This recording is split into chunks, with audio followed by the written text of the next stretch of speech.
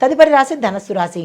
ఈ రాశి వారికి శని ప్రభావం వల్ల కొన్ని ఆలస్యాలు అవ్వడము, అనారోగ్య సూచనలు, సహనం కోల్పోవడము, కోపంతో ఉండడము, ఏ రంగంలో ఉన్న వాళ్ళైనా సరే ఇలాంటి విపరీత ధోరణులు ఉండే అవకాశం కనబడుతోంది.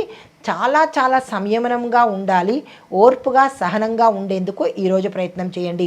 విద్యార్థులు కృషి చేస్తేనే సక్సెస్ అవుతుంది తప్ప మీకు కొంత అపజయమే కలిగేటట్టుగా సూచన కనబడుతోంది. జాగ్రత్తలు తీసుకోండి.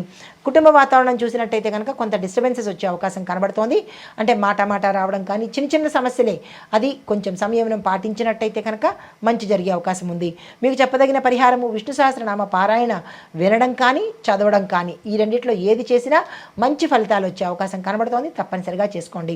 మకర రాశి వాళ్ళకి చూసుకున్నట్టయితే కనుక ఆర్థిక లాభాలతో పాటు ఈరోజు మీరు అనుకున్న పనులన్నీ సక్సెస్ఫుల్గా నిర్వర్తించుకోగలుగుతారు. వ్యాపారంలో కొత్త ఒప్పందాలు లాభాన్ని తెచ్చిపెడతాయి. భాగస్వామ్య ఒప్పందాలు చేసుకోవాలి అని అనుకుంటే ఈరోజు చాలా మంచి రోజు. దానికి సంబంధించిన ప్రయత్నాలు చేసుకోండి. అగ్రిమెంట్ల మీద సంతకాలు కానీ, భాగస్వాములు ఇద్దరు కలిసి కూర్చుని మాట్లాడుకోవడం కానీ ట్రాన్స్పరెన్సీగా ఉండేటట్టయితే కనుక మంచి జరిగే అవకాశం కనబడుతోంది.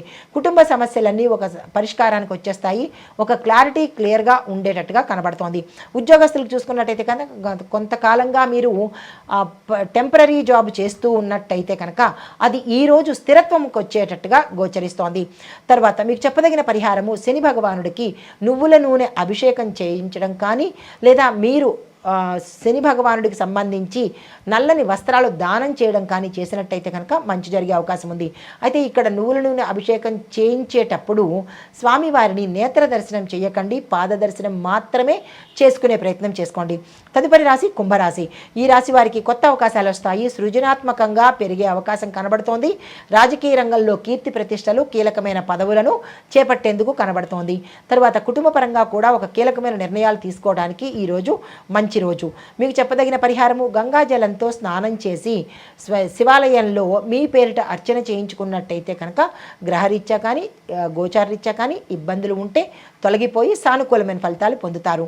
తదుపరి రాశి మీనరాశి. ఈ రాశి వారికి రాహు ప్రభావం వల్ల కొంత గందరగోళ పరిస్థితి ఏర్పడుతుంది. ఇటు కుటుంబంలోనూ ఇటు విద్యార్థులకు, మీరు ఏ రంగంలో ఉన్న వాళ్ళైనా సరే గందరగోళ పరిస్థితి, అయోమయ పరిస్థితి, మానసిక ఒత్తిడి కలిగేటట్టుగా కనబడుతోంది. వ్యాపారంలో లాభాలు రాకపోగా కొంత నష్టం వచ్చే అవకాశం కనబడుతోంది. పెట్టుబడులకు కానీ విస్తరణకు కానీ ఈరోజు దూరంగా ఉండే ప్రయత్నం చేసుకోండి. కలిసి వచ్చేటట్టుగా ఈరోజు కనపట్టలేదు.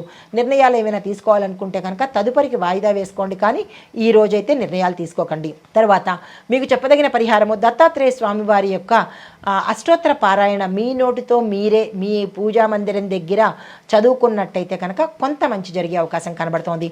ఇది మేషాది ద్వాదశ రాశుల వారికి చెప్పదగిన గోచారరీత్యా ఫలితాలు, పరిహారాలు, సూచనలు. నమస్తే.